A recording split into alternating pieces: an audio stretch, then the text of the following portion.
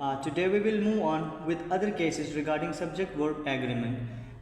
Here the second one is about inverted sentences. Second case हमारे पास subject-verb agreement में inverted sentences है, उनको कैसे करते हैं आप? In sentences starting with there and here, जो sentences there और here से start होते हैं, the verb agrees with real subject. हमारा verb real subject से agree करेगा, which comes after the verb, not before the verb. जो वर्ब के बाद आता है, हम वर्ब के बाद देख लेंगे, वहाँ पे अगर प्लूरल है तो हम अपने वर्ब को भी प्लूरल रखेंगे, otherwise we singular. There are many reasons to live. Look at here. There are many reasons. This is our verb. That is plural. We have put here, and the real subject is here. Reasons, not reason. यहाँ पे reasons use हुआ है, इस वजह से हम यहाँ पे there यूज़ करते हैं. There is नहीं, there are. There are many reasons to live. The second here is here comes the winner. Here comes the winner. Look at here. Singular subject singular verb लगाया है, कम के साथ comes लगाया, जो ही she it के साथ हम यूज़ करते हैं सिंगुलर सब्जेक्ट को. लेकिन इस केस में हम हियर को या देयर को नहीं देखेंगे. We will notice the real subject that is after the verb, जो वर्ब के बाद आया है. विनर है, विनर्स नहीं है, तो इस वजह से यहाँ पे हम कम की जगह कम्स यूज़ करेंगे, जो कि सिंगुलर वर्ब है. Singular verb for singular subject. इस केस में क्या होता है, सिंपली हम सब्जेक्ट को सेंटेंस के स्टार्ट में जो लिखा होता है उसको नहीं देखेंगे, रियल सब्जेक्ट को देखेंगे जो कि वर्ब के बाद आता है. यहाँ पे रीज़न की जगह रीजन्स यूज़ हुआ है, इस वजह से हम यहाँ पे देयर आर को यूज़ करते हैं, जो कि प्लूरल वर्ब है. Okay, always look at the true subject before choosing the verb. यहाँ पे इस टिप को हमने अपने माइंड में रखना है कि हम लोकेट कर लेंगे the true subject before choosing the verb. Verb को चूज़ करने से पहले हम अपने रियल सब्जेक्ट को देखेंगे, जो सेंटेंस के स्टार्ट में है या बीच में या आखिर में. उन चीज़ों को देख के उसी हिसाब से हम क्या कर लेंगे, we will put the verb here. Okay, now let's talk about the third point here. The third case, there is subject joined by are or not. जब हमारे पास सब्जेक्ट सेंटेंस के अंदर आर और नॉर यूज़ होते हैं तो उस वक्त हम क्या करते हैं, the verb agrees with the subject closest to it.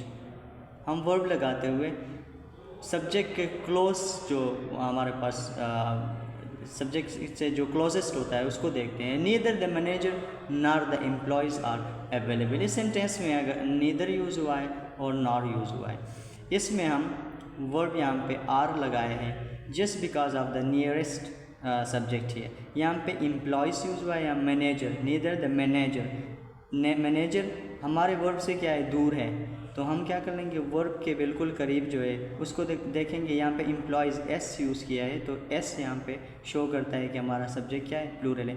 तो हम इस वर्ब को यूज़ करते वक्त यहाँ पे नहीं देखेंगे, इस सेंटेंस के इस पार्ट में नहीं देखेंगे, जो कि यहाँ पे मैनेजर यूज़ हुआ है, definitely it's singular.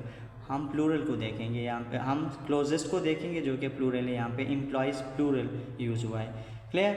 The second, either the books और द पेन इज़ मिसिंग. यहाँ पे ईदर यूज़ हुआ है and are. Either the books, books यहाँ पे क्या है, प्लूरल है. द पेन इज़ वर्ब हमने यहाँ पे इज़ यूज़ किया है just because of this subject है. पेन हमारे पास क्लोजेस्ट है, वर्ब क्या क्लोजेस्ट क्या है, पेन है, जो कि हमारे पास सिंगुलर है, इसलिए हम क्या करते हैं, इज़ यूज़ करते हैं. इसमें हम यहाँ पे बुक को नहीं देखेंगे, बुक्स को नहीं देखेंगे, बुक्स प्लूरल है, इसको देखेंगे तो definitely we will put are here, that is a plural verb here. Clear. Why it's tricky, ये ट्रिकी क्यों होता है, you must scan both subject and match the verb to the one nearest. This is the point here. हम जब subject use verb को subject के साथ agree करते हैं, इस केस में जहाँ पे आर और नॉर यूज़ होते हैं, उसमें हम सिंपली ये देखेंगे कि हमारे वर्ब के क्लोजेस्ट जो सब्जेक्ट है वो हमारे पास, उसको देख के वो अगर सिंगुलर है तो सिंगुलर यूज़ करेंगे, वो अगर प्लूरल है तो प्लूरल यूज़ करेंगे. In both cases look at here, employees are. यहाँ पे there are two subjects here, manager and employees. Manager is singular subject and employees is the plural subject here, but we will look the nearest one. यहाँ पे हम nearest one को देखेंगे जो कि इसके बिल्कुल करीब है, इसलिए हम इसमें आर यूज़ करेंगे. either the books or the pen. Tricky इस वजह से ये कि यहाँ पे कंफ्यूज हो सकते हैं कि सेंटेंस में सब्जेक्ट में बुक्स भी यूज़ हुआ है और पेन भी यूज़ हुआ है, प्लूरल भी यूज़ हुआ है, सिंगुलर भी यूज़ हुआ है। तो हम उस केस में हम क्या कर लेंगे, वर्ब के जो नियरेस्ट हमारे पास सब्जेक्ट है वो अगर सिंगुलर है तो हम सिंगुलर वर्ब यूज़ करेंगे, वो अगर प्लूरल है तो प्लूरल यूज़ करेंगे। Clear? Now the next point regarding subject verb agreement here is indefinite pronouns with varying agreement।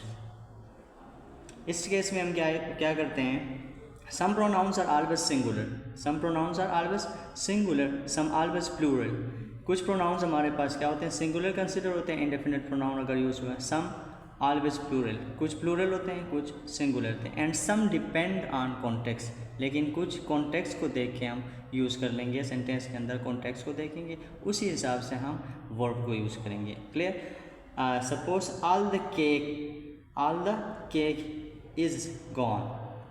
अब यहाँ पे इज़ यूज़ किया है, all the cake here is consider singular. यहाँ पे केक की बात हो रही है जो कि सिंगुलर है, all the cake is gone. एक ही केक है तो वो पूरा चला गया, इसका मतलब ये है। तो all the cake here is singular, that's why we are supposed to use is, that is the singular word। Clear? The next is all the cookies are gone, all the cookies are gone। The same thing here is all the cookies are, cookies plural है, cookies are plural, that's why we are supposed to use are। Cake के लिए हम is use करते हैं और cookies के लिए हम क्या यूज़ करते हैं, वो ज़्यादा होते हैं, बिस्किट ज़्यादा होते हैं तो उनके लिए एस यहाँ पे इंडिकेट किया है ऑलरेडी, तो हम आर को यूज़ करेंगे। हमारे पास cookies, all the cookies use करेंगे तो प्लूरल कंसिडर होगा, ऑल द केक यूज़ करेंगे, एक ही केस लेकिन एक ही केक है लेकिन पूरा उसी केक के बारे में बात हो रही है, that means the cake is consider singular here. Clear?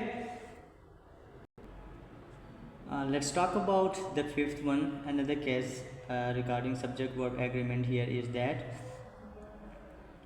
collective nouns with contextual agreement। कुछ collective nouns हैं जिनको हम singular के तौर पर भी यूज़ कर सकते हैं और plural के तौर पर भी यूज़ कर सकते हैं। Clear? collective nouns like team है, jury है, family है, can be singular or plural।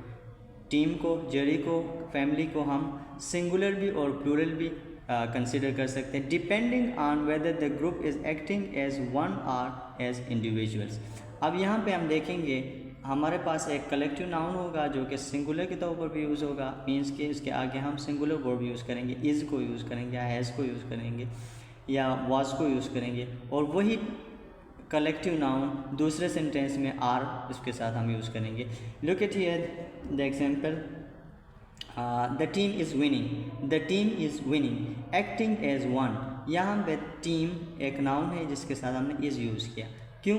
क्योंकि ये पूरे टीम की बात हो रही है और कलेक्टिव नाउन है, that's why we will use is, that is singular form of verb here. The next, the team, the same noun, the same subject is here, the team are, okay, the team are arguing among themselves. अब यहाँ पे team means team members की बात हो रही है, individual actions. यहाँ पे टीम के हर बंदे की बात हो रही है तो ये प्लूरल कंसिडर होगा, टीम्स नहीं बल्कि टीम ही होगा, लेकिन सब्जेक्ट वर्ब हम उसके साथ आर लगाएंगे, the team are arguing among themselves. यहाँ पे टीम के अंदर जो प्लेयर्स हैं उनकी बात हो रही है। क्लियर? वाई इट्स ट्रिकी है, ट्रिकी क्यों है? The same noun can take different verb depending on context. Context को देख के वही एक ही नाउन, सेम नाउन होगा जो कि जिसमें हम वर्ब जब यूज़ करेंगे तो we can use singular as well as plural. Okay, that was about collective noun with contextual agreement। Okay, here is another part, another case that's about relative pronouns and antecedent। relative pronouns और antecedent के बारे में है। जब relative pronoun use करते हैं तो उसमें हम किस चीज़ को देखेंगे? when a relative pronoun who, which, that को जब हम यूज़ करते हैं तो इसमें क्या करते हैं हम, जब सब्जेक्ट के तौर पर हमारे पास हु, विच, दैट आते हैं, the verb agrees with its antecedent. Antecedent को देखेंगे हम, उसके साथ एग्री करेगा हु, और विच, दैट के साथ नहीं।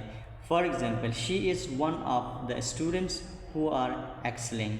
She is one of the students who, यहाँ सब्जेक्ट स्टूडेंट्स की बात हो रही है, that's plural here, that's why we are suppose to use are here. Okay, he is the only one who is ready, he is the only one, एक है। इस who co use करते वक्त हम यहाँ पे देखेंगे ही is the only one, that's the antecedent here. Okay, यहाँ पे हु के साथ आर यूज़ किया था, यहाँ पे हु के साथ इज़ यूज़ करते हैं। Why? Because she is one of the students. Okay, that's plural, that's why it means this is the antecedent here. हम एंटीसीडेंट को देख के हम वर्ब को भी यूज़ करेंगे। That was about the first, second, third, fourth and fifth and sixth cases of subject verb agreement